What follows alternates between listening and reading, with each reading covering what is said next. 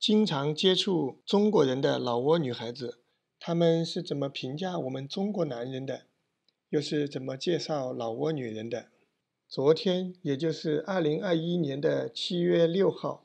画面右边这位女孩子，她的车子在三江门口被别人车子刮了，她希望我能帮她找到肇事逃逸的车辆。我觉得在她身上也还是有很多故事可说的，正好就这个吃饭的机会吧，顺便拍个视频。她身上有这么几点，我觉得还是比较值得说的。第一，我认识她的时候，她是当时老挝 vivo 手机执行总经理的助理。后来这位总经理他离开了 vivo， 自己出来创业。在老挝，有些中国人甚至是因为国企项目派过来的，最后自己觉得老挝发展不错，自己出来自己创业的很多很多，不要觉得奇怪。这位女孩子她也是跟着这位总经理同时离开了 vivo， 我觉得还是比较重情重义的一个女孩子。第二点，这个女孩子她自己也不缺钱。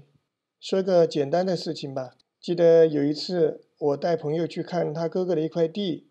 这块地是他哥哥在万象市区3块地中的一块，在同隆康市场旁边，他哥哥当时的叫价就是400万美金。我朋友是觉得位置挺好，不过觉得投资太大了，所以就没有买。第三点，这个女孩子阿芳，她是去过中国很多次，也去过中国很多大的城市，在老挝也是每天接触中国客户。因为她也会中文，所以可能对中国人了解也比较深。接下来我不用美颜，也不用配音，看看真实的他们怎么说。เป็นงานเนาะอืมจะโซ่ผู้ว่าจริงใช่ปะฮู้จักคนจีนหลายเลยปะเอามีอย่างที่เรียกยุทธสัญญาบ่ฮู้จักคนจีนหลายยุ่งอย่างบ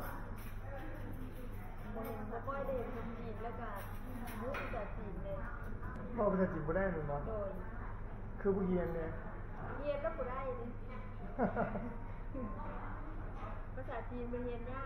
โอ้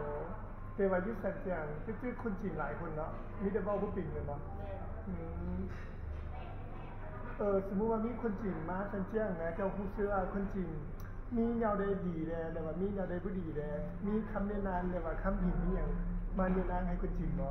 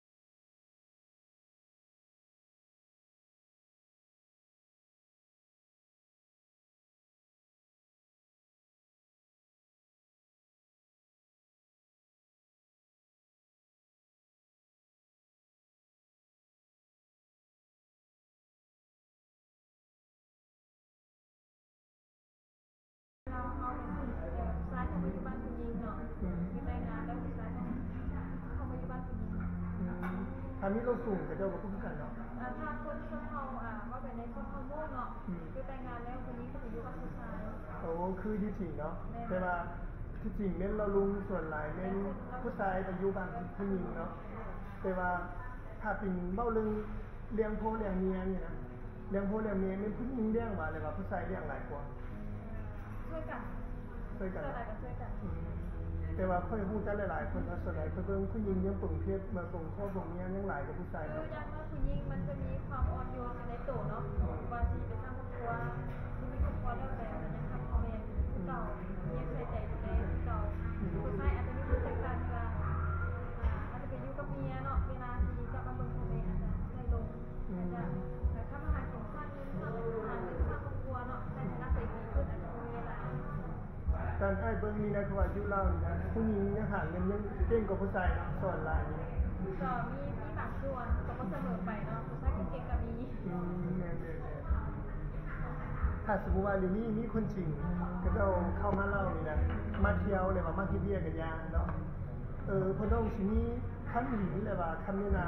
มาบ่ให้คนจริงมานี่นะให้กับเจ้าผู้ว่าอยู่เล่าอยู่จังได๋ให้อยู่สบายมาเข้ากันกับคนเรานึงก็คือความคิดส่วนตัวเนาะก็คือที่ว่าจังได๋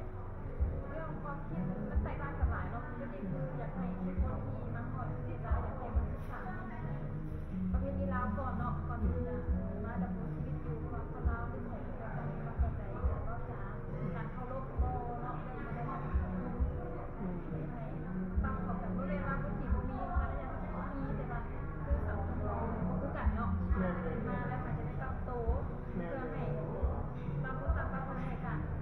คืออ้ายมันอยู่เราหลายปีเนาะเนี่ยครูว่าอยู่เราเนาะคนมาเว้าเสียงเพิ่นๆเลยว่าคนไปใส่เนาะตรงการคิวเนาะแต่สมมุติว่ามีเจ้าน้อยเนาะผู้จัดผู้ตรงเอามือมาจับหัวเจ้าเนาะยังเข้าคืนกับเจ้าทำได้โป๊กเกอร์เนาะหลายอย่างแต่ว่าอยู่จริงคือกันเนาะ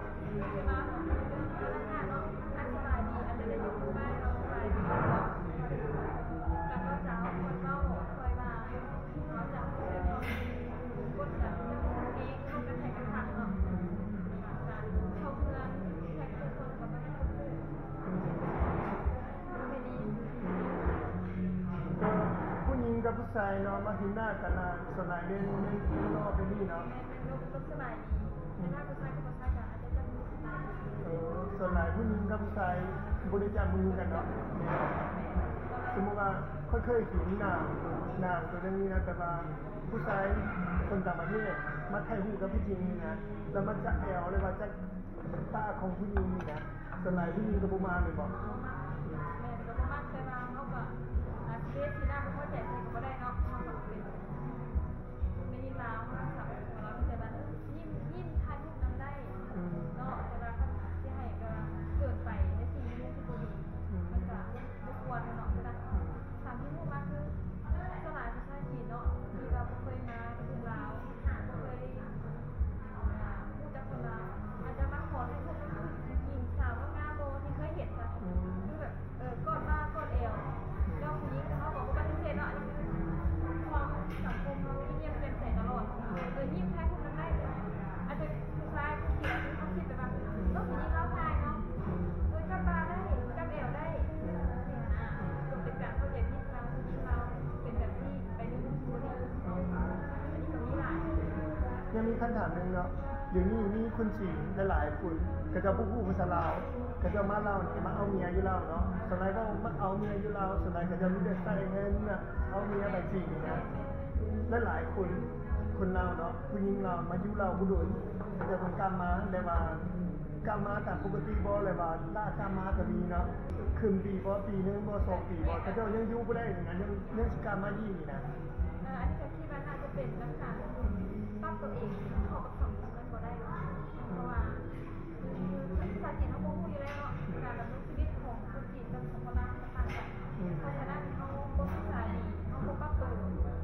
ก่อนที่จะไปฉะนั้นมาเข้าไปฮอดเจอภาวะสังคมกดดันให้อยู่บ่ได้แบบนี้แล้วบางเรื่องก็ผู้คนที่ไปอยู่นำตอนที่ยังบ่ได้มีอยู่กันอาจจะมีในรูปแบบนี้แต่ว่าเป็นเกิดขึ้นแล้วอาจจะมีบางมุมเข้ากันบ่ได้เนาะ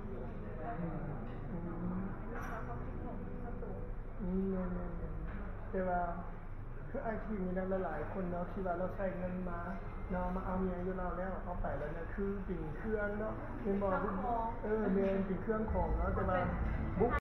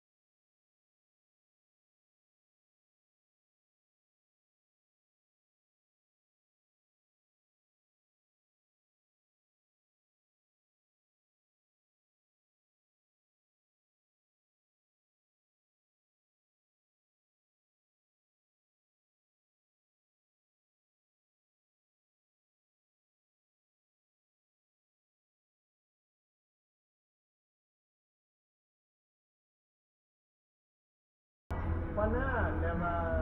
เอาเบี้ยเนาะเขาให้เบี้ยเนาะจะเอาเงินถึงสูงเสด็จกับผู้ใหญ่ยุคนั้นเนาะเห็นปะหน้าผู้ที่เป็นหัวหน้าเราเป็นเจ้าของบริษัทใดๆหนึ่งคือเขาเป็นเพื่อนคือไม่ให้เที่ยงเขาแล้วก็เงินเดือนสูงแต่ไม่ให้เที่ยงสังคมคนเราคือเจ้าที่เป็นสิ่งที่คนเราผู้มีไข่สูงก็ไข่เนาะเขาเทียบกันเป็นมนุษย์โลกกันเนาะเพราะฉะนั้นเขาไม่เทียบกันกัน โอเคเข้าใจเด้อโอเคเข้าใจ